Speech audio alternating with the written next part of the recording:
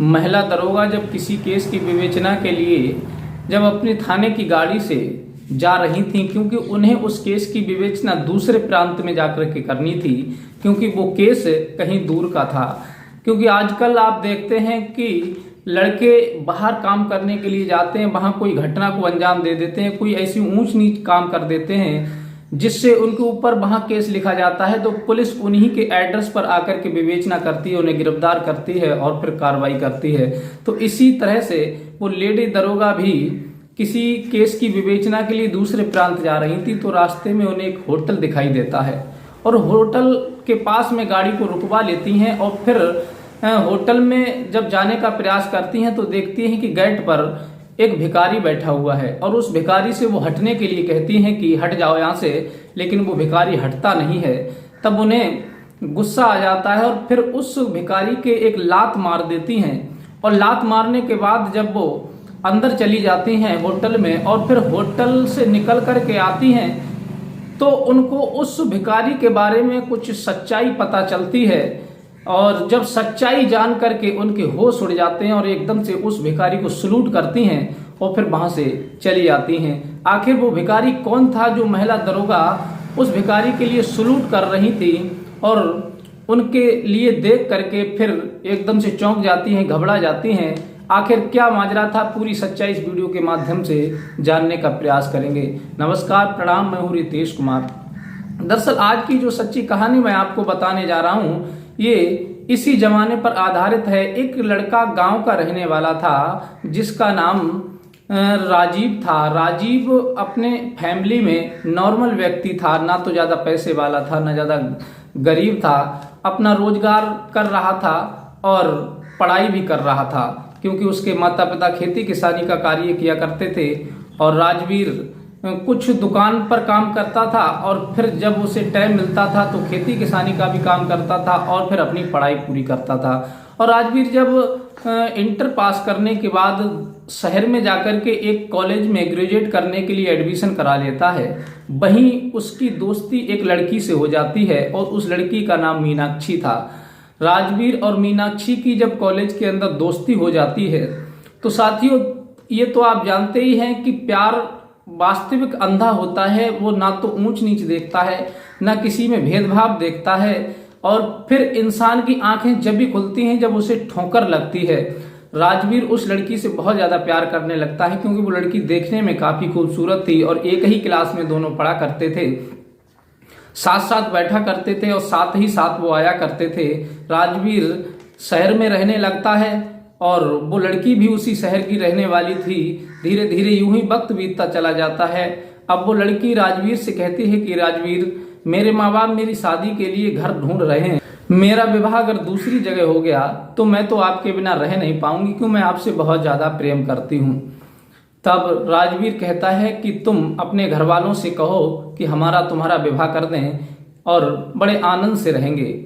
लेकिन राजवीर ने उस लड़की से कहा था कि देखो हम गांव के रहने वाले हैं, उसने अपना पूरा एड्रेस दिया था, लेकिन वो लड़की प्रेम में उस समय इतनी दीवानी थी, इतनी अंधी हो चुकी थी कि उसने किसी भी बात पर विचार नहीं किया और ना ही राजवीर ने विचार किया कि ये शहर की लड़की है, हो सकता है इसके नखरे बदल जाएं, हो सकता है ये हमारे परिवार की केयर ना करे, हो सकता है कि ये हमारी केयर ना करे, हो सकता है हमारे माँ बाप की केयर ना करे।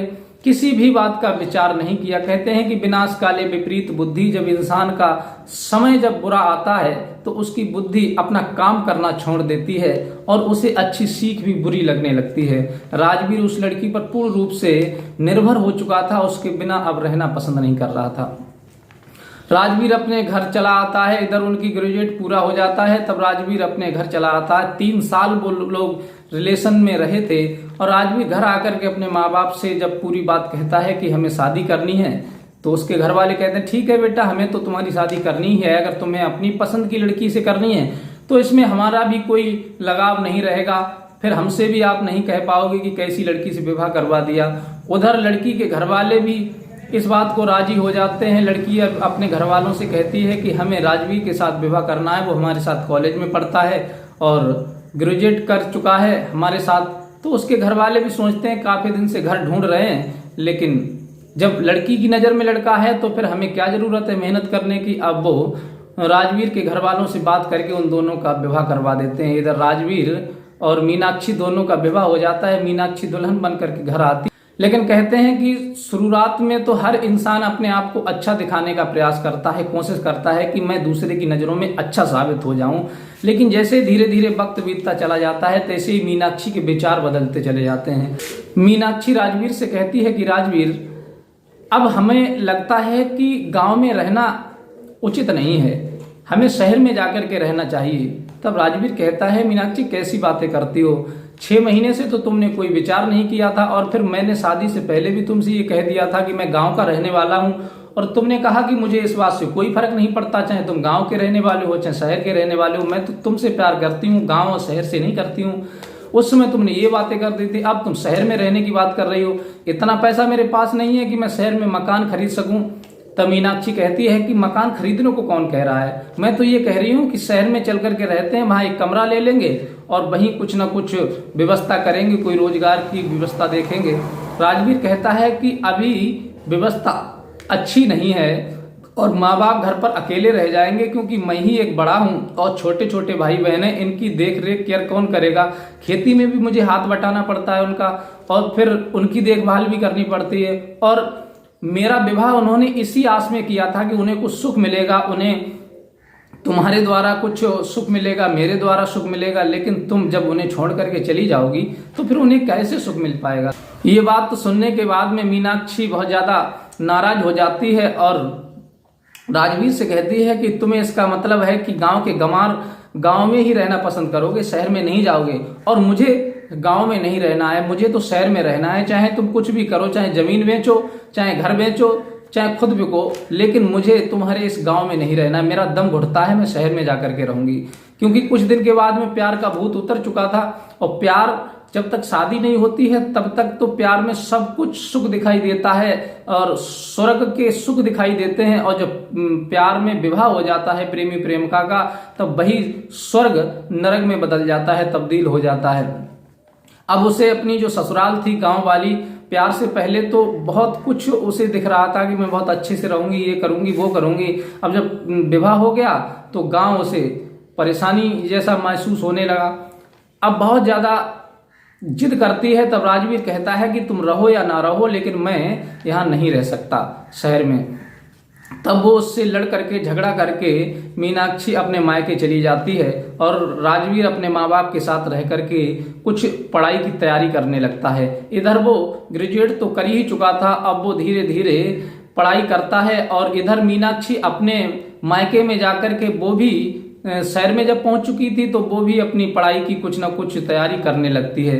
धीरे धीरे जब पुलिस की जगह निकलती है तो मीनाक्षी अपना फार्म अप्लाई करती है और वो एक पुलिस में दरोगा बन जाती है। इधर जो राजवीर था वो भी सोचता है कि क्यों ना मैं भी कुछ काम करूं। इधर वो दोनों एक दूसरे से संपर्क नहीं करते हैं, ना तो मीनाक्षी राजवीर से संपर्क करती है, ना राजवीर मीनाक्षी से संपर्क करता है। एक दूसरे से बहुत ज्यादा नाराज थे और दोनों के बीच में कोई बोलाचाली नहीं थी, काफी समय बीत चुका था।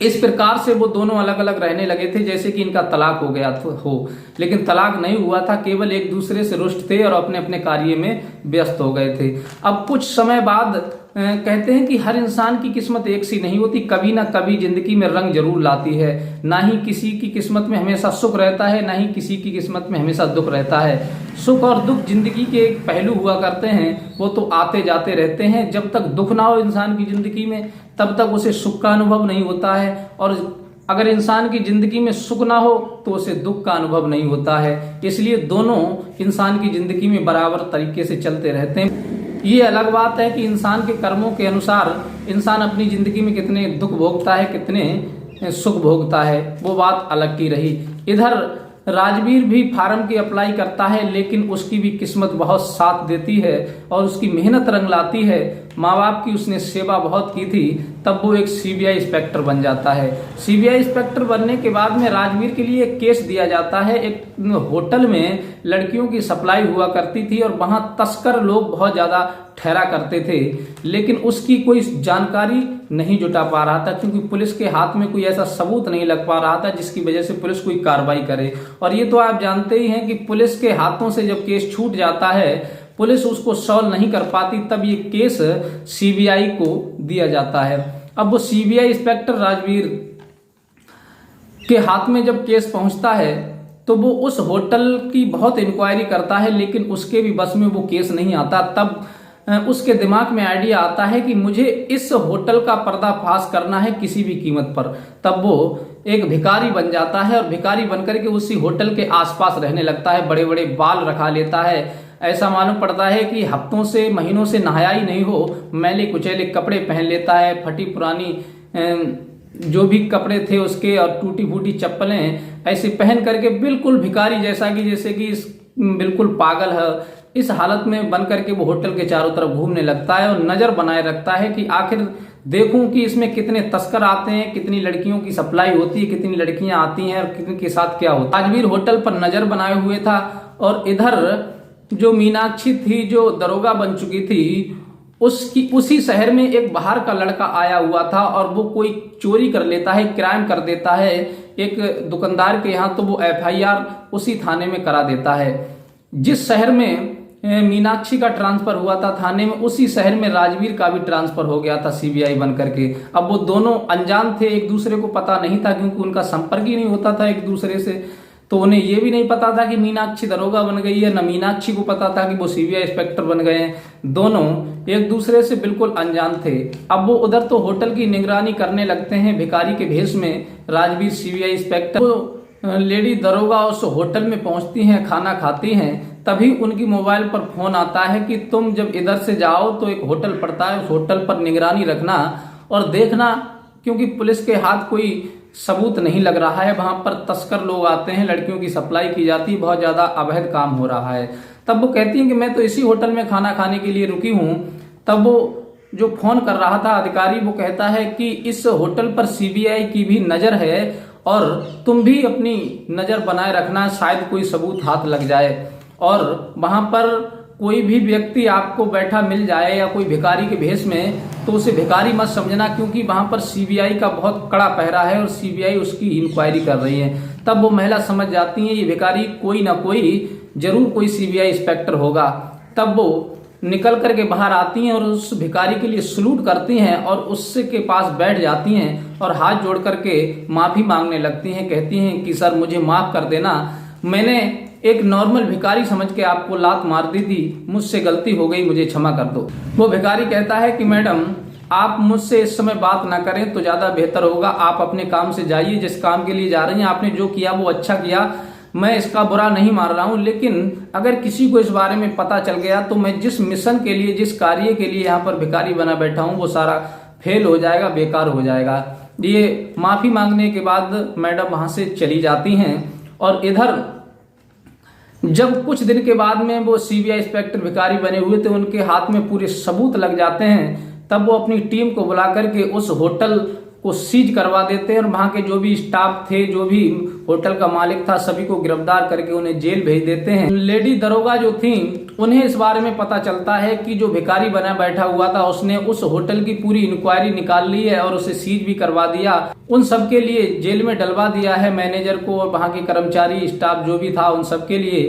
तब वो उसी सीबीआई का एड्रेस लेकर के उसके पास पहुंचती हैं और फिर वो अपने असली भेष में सीबीआई आ चुके थे, तो अपने पति रूप में देख करके एकदम से चौंक जाती हैं, दंग रह जाती हैं और फिर हाथ जोड़ती हैं, कहती हैं कि मुझे क्षमा कर दीजिए, मैंने उस दिन आपके एक लात मार दी थी, उसके लिए मैं बहुत ज्यादा शर्मिंदा हूं और मैंने आपसे दूरी बना ली थी क्योंकि मैं शहर में रहना चाहती थी और तुम गांव में रहना चाहते थे, बस मुझे क्षमा कर दीजिए और मैं एक पुलिस इंस्पेक्टर बन चुकी हूं दरोगा और तुम एक सीबीआई, अब हम तुम दोनों जहां चाहें वहां ड्यूटी कर सकते हैं, अब एक दूसरे का साथ तो रहने को मिलेगा नहीं, जब भी हम तुमको छुट्टी मिलेगी तभी साथ रहेंगे, अगर आप नाराज ना हो तो क्या हम अपनी जिंदगी दोबारा से शुरू कर सकते हैं।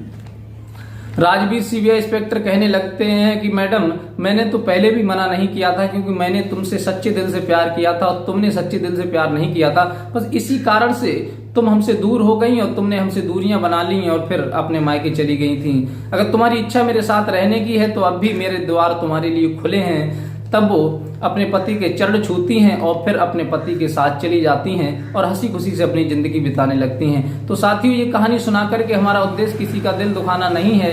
ये कहानी से आपको क्या सीख मिली, बस आपको कमेंट करके ये बताना है। अगर आप अपना नाम वीडियो में बुलवाना चाहते हैं तो अपना नाम और जिला लिख करके हमें प्यारा सा कमेंट कर सकते हैं। और प्लीज हमारे चैनल को सपोर्ट कीजिए, हमारे चैनल को लाइक सब्सक्राइब कीजिए, अपने यार दोस्तों को भी शेयर कीजिए। और आपका ही प्यार, आपका हमारे लिए हौसला देता है और हम किसी प्रकार से नई नई फिर कहानी लेकर के आते हैं और मिलते हैं इसी प्रकार की कोई नेक्स्ट वीडियो के साथ। तब तक के लिए नमस्कार।